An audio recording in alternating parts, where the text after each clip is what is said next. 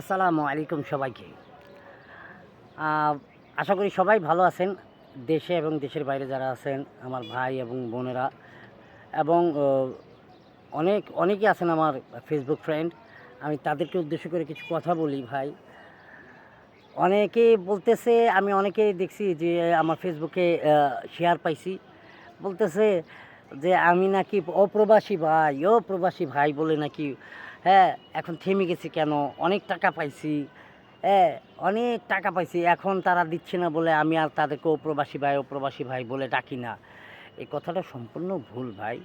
আমি কোনো প্রবাসী ভাইয়ের কাছ থেকে একটি টাকাও নেই না। এই কথাটা আমি বলতে আমার অস্থির হয়ে গেলাম। যাই হোক, আল্লাহ সুবহানাহু ওয়া তাআলা সবার মনের ভিতরে এবং তাদের ব্রেনে ঈমান এমন আমল করার তৌফিক দান করুক। এবং আ বলতে চাই যে ভাই দেখেন, আমার অনেক প্রবাসী ভাই আমাকে অনেক কিছুই WhatsApp কি বলে ইনবক্সে মেসেজ করে। মানে তারা কেমন আছে, কী অবস্থা আছে, সবাই আমার খোঁজ খবর নেয়। কিন্তু হারাম বলতে এই যে নামাজের পড়ে আসলাম আমি, হারাম আমার কোনো প্রবাসী ভাই একটি টাকাও দেয়নি এবং টাকা দেওয়ার জন্য বলছিল। আমি তাদেরকে ইনবক্স আপনারা চেক করবেন ভাই। আপনারা মেসেজে গেলেই দেখতে পাবেন যে অনেক ভাই আমাকে বলে। কিন্তু আমি ভাই কেন নিব ভাই আপনার কাছ থেকে টাকা? কেন নিব কেন? আমি কোনো কাজকে আবার আরেকটা জিনিসও বলছে, আমার অনেক বড় দেখলাম ১,৯০,০০০ না ৯২,০০০ ফলোয়ার তার। সেই ভাইও দেখলাম আমাকে নিয়ে ট্রোল করছেন। আলহামদুলিল্লাহ, আপনার ওইটাতেও ভালো ইনকাম হচ্ছে আমি জানি। আমি ভাই সত্যি কথা ভাই, আপনি যেগুলা বলতেছেন, যেটা মনে মনে খেয়াল খুশির মতন বলতেছেন, কেউ সমানে বাটপার টাউটার বলে যাচ্ছেন।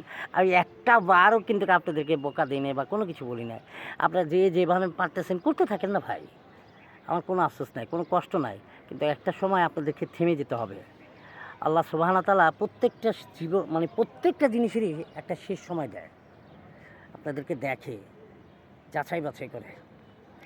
আমি যদি খারাপ কিছু করে থাকি, তার শাস্তি আমার আল্লাহ দিবে।